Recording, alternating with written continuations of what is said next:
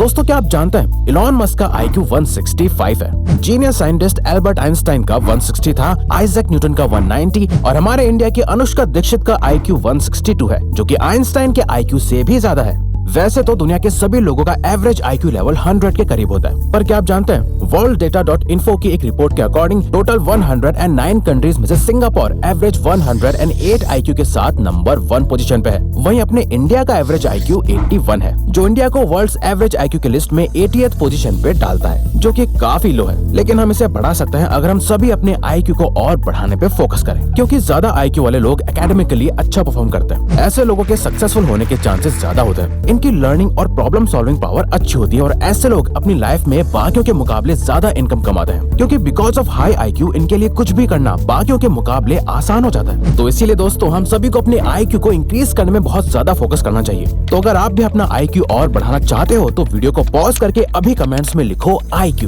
पर ये IQ exactly होता क्या है और हम अपना IQ कैसे बढ़ा सकते हैं, आइए जानते हैं। Number 1, what is IQ and how to calculate and increase your IQ। IQ का मतलब होता है इंटेलिजेंट कोशेंट। ये एक नंबर होता है जो ये दिखाता है कि आपकी इंटेलिजेंस का लेवल क्या है। यहाँ इंटेलिजेंस से हमारा मतलब ये नहीं है कि आप कितना याद रख सकते हो या आपके पास कितनी ज्यादा नॉलेज है, बल्कि इंटेलिजेंस का रियल मीनिंग होता है आपकी नई इन्फॉर्मेशन को सीखने की कैपेसिटी, प्लस उस इन्फॉर्मेशन को दिमाग में होल्ड करके रखना और फिर उस नई नॉलेज का यूज करके किसी प्रॉब्लम को सॉल्व करना या उससे कुछ नया सीखने के लिए फाउंडेशन की तरह यूज करना। लेकिन हम कैसे पता लगा सकते हैं कि हमारा IQ कितना है? तो इसके लिए एक सिंपल IQ टेस्ट फॉर्मूला है MA/CA मल्टीप्लाइड बाय 100, जहाँ MA का मतलब है मेंटल एज, यानी मेंटली आपकी उम्र कितनी है। कुछ लोग अपनी उम्र के हिसाब से मेंटली काफी मैच्योर होते हैं, वहीं कई बड़े लोगों का दिमाग बच्चा ही रहता है, जैसा कि आपने कोई मिल गया में ऋतिक रोशन को देखा होगा। वहीं CA का मतलब होता है क्रोनोलॉजिकल एज, जो हमारी नॉर्मल बर्थडे एज होती है। पहले के टाइम पर ऐसा माना जाता था कि जब इंसान अपनी अडल्ट एज में पहुंच जाता है तो ह्यूमन ब्रेन की इंटेलेक्चुअल कैपेसिटी और IQ फिक्स्ड हो जाती है।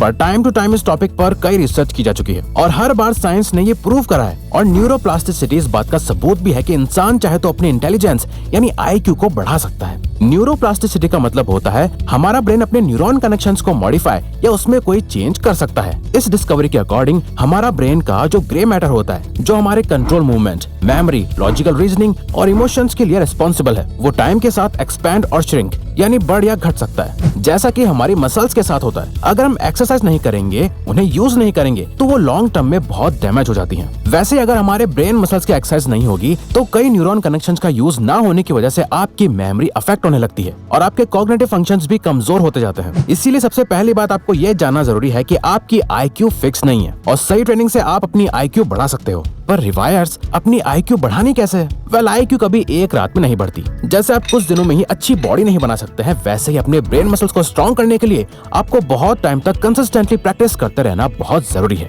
प्रैक्टिसेस जैसे number 2, expand your imagination using all 5 senses. दोस्तों आज के टाइम पे जो सबसे ज्यादा बड़ी प्रॉब्लम हम सभी फेस कर रहे हैं वो ये है कि हम हमेशा डिजिटल और विजुअल चीजों को टीवी, लैपटॉप या फोन में देख देख के अब हमें ज्यादा इमेजिनेशन या माइंड में विजुअलाइज नहीं करना पड़ता। सब कुछ हमारी आंखों के सामने अपने आप होने लगता है, हमें ज्यादा सोचना नहीं पड़ता, जिससे हमारी इमेजिनेशन और विजुअलाइज करने की आदत और पावर कम होती जा रही है। न्यूरोप्लास्टिसिटी की रिसर्च में देखा गया है कि हमारे 5 सेंसेस हमारी मेमोरी और कॉग्निटिव फंक्शन से डायरेक्टली कनेक्टेड है। इसीलिए ये एक्सरसाइज आपके 5 सेंसेस को ट्रिगर करके आपकी IQ को इंक्रीज करने में हेल्प करती है। आपको करना यह है कि आपको दिन में सपने देखने। अब इससे हमारा मतलब है कि जैसे आप रात में सोते हुए जब सपने देखते हो तो आपके सारे सेंसेस एक्टिव होते हैं, आपको सब कुछ असली लग रहा होता है। वही सेम चीज आपको दिन में कॉन्शियसली करनी है। किसी भी चीज को इमेजिन करो और अपने 5 सेंसेस से उसे एक्सपीरियंस करने की कोशिश करो। आप कुछ भी सोच सकते हो, अपनी सक्सेस को विजुअलाइज कर सकते हो या अपने आइडिया को सच होते हुए देख सकते हो, जहां आपको सब कुछ रियल लग रहा होगा।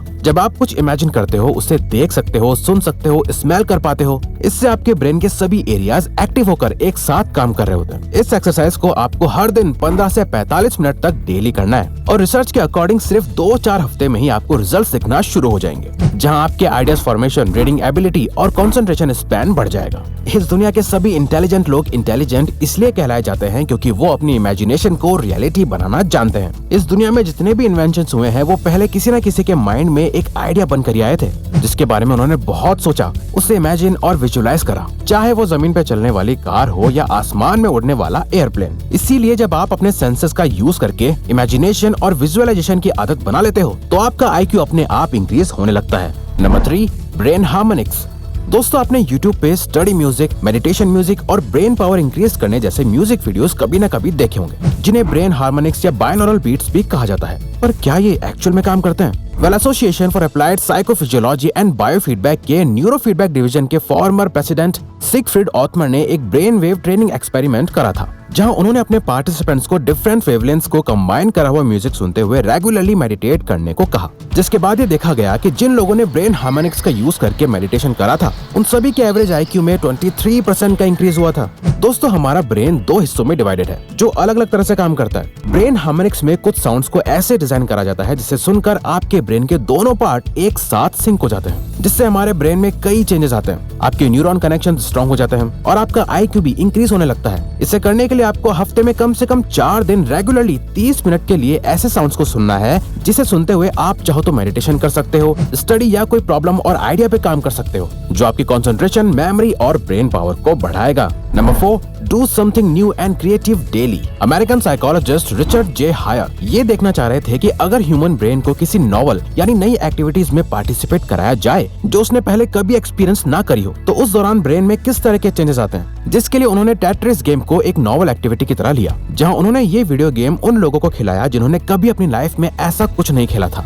इसके बाद कई हफ्ते तक पार्टिसिपेंट्स उस गेम को खेलते थे और साइकोलॉजिस्ट्स उनके ब्रेन फंक्शंस को स्टडी करते थे, जिसमें ये पाया गया कि कई हफ्तों की ट्रेनिंग के बाद पार्टिसिपेंट्स के ब्रेन के कॉर्टिकल की थिकनेस बढ़ गई थी और साथ ही उनके ब्रेन के कई एरियाज में ग्लूकोज का इंटेक बढ़ गया था, जिसका मतलब उनका ब्रेन ज्यादा एनर्जी कंज्यूम कर रहा था और ज्यादा न्यूरल कनेक्शंस डेवलप हो रहे थे, जो अल्टीमेटली उनका आईक्यू बढ़ा रहे थे। और टाइम के साथ वो इस गेम में अच्छा भी करते जा रहे थे। बट हैरानी की बात तो ये थी कि टाइम के साथ उनके ब्रेन में ये ग्रोथ जितनी तेजी से हुई, उतनी ही तेजी से कम भी होने लगी, क्योंकि उनका ब्रेन उस गेम को समझ गया था, उसे खेलना सीख गया था। अब उसे इतनी मेहनत नहीं करनी पड़ रही थी, इसीलिए उनका ब्रेन आलसी हो गया था। इसीलिए जब आप हर दिन कुछ नया करते हो, अपने ब्रेन को चैलेंज करके कुछ डिफरेंट और क्रिएटिव काम करते हो, तो इससे आपके ब्रेन को ज्यादा मेहनत करनी पड़ती है। बिल्कुल जैसे आप जिम जाते हो और वेट्स उठाते हो तो आपकी मसल्स स्ट्रांग होती हैं, वैसे ही कुछ नया और क्रिएटिव लाइक डूडलिंग, म्यूजिक या अदर क्रिएटिव चीज करने से आपकी ब्रेन की मसल्स स्ट्रांग होने लगती हैं। Number 5, practice higher self control.